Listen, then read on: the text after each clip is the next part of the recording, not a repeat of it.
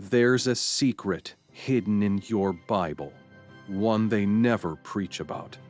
Verses so shocking, so disturbing, that most churches pretend they don't exist. Scriptures about divine violence, forbidden rituals, and mysteries that defy. Today, we break the silence. The Bible is the most influential book in history, but not all of it gets equal attention. Some verses are skipped in sermons, ignored in Sunday school, and debated even among scholars. Why? Because they're uncomfortable, controversial, sometimes terrifying. What if I told you the Bible you know is incomplete? That entire passages, violent, bizarre, even contradictory, have been quietly swept aside? Today, we uncover the real Bible verses everyone ignores. And by the end, you'll understand why they were hidden. Happy is the one who seizes your infants and dashes them against the rocks. This is Psalm 137, verse 9, a verse so brutal most hymnals cut it out. Written during the Babylonian exile, it's a raw, unfiltered cry for vengeance. But here's the question: why is this in the Bible? And why does no one talk about it? Turn to Genesis chapter 6, verses 1 through 4, and you'll read this. When the sons of God came to the daughters of humans and had children by them, the Nephilim were on the earth in those days, and also afterward, when the mighty men of old, men of renown, walked the earth. Who or what were these sons of God? Angels? Falling beings? And why were their children, the Nephilim, described as giants, mighty men of old? The Bible drops this bombshell, then never fully explains it. So why include it at all? And why does no one preach about this today? So why was this story preserved, only to be ignored? So why was this story preserved, only to be ignored?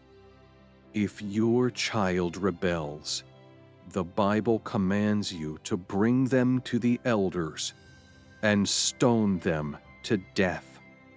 This wasn't symbolic, it was law. Deuteronomy 21, 18-21 reads, "If someone has a stubborn and rebellious son who does not obey his father and mother, then all the men of the town shall stone him to death. You must purge the evil. Alongside God is love." Either way, this verse forces a brutal question. How far would you go to follow him? 1 Samuel 15:3 delivers one of the Bible's most chilling commands. God tells King Saul, "Now go, attack the Amalekites and totally destroy everything that belongs to them. Do not spare them. Put to death men and women, children and infants, cattle and sheep, camels and donkeys, every living thing, not just soldiers, infants, not just weapons, donkeys." This wasn't war. This was divine genocide. How do we reconcile this with God is love? Apologists claim the Amalekites were evil, but since when does justice mean slaughtering nursing babies? Centuries later, Jews still debate this passage. Some rabbis call it a test Saul failed by sparing the king. Others whisper, it was never God's voice at all, just kings justifying bloodshed. This verse forces the ultimate question. If God ordered this today, would you still worship him? Mark 13:32 contains a bombshell most believers miss. Jesus says, "But about that day nor hour no one knows, not even the angels in heaven, nor the Son, but only the Father." Let that sink in. Jesus, the Son of God, admits he doesn't know when the world will end. This contradicts everything preached about his divinity. How can he be all-knowing God if he's ignorant of the Father's plans? Funny how modern prophets always seem to outrank Jesus in divine intel. Though rapture is next Tuesday. Meanwhile, the actual Messiah shrugs. Don't ask me. Early Christians wrestled with this too. Some scribes removed this verse from later Gospels. Others argued Jesus was lying to test faith. But what if the truth is simpler?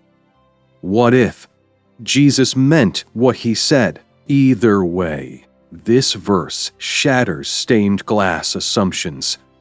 If even Jesus didn't have all the answers, why do we pretend we do?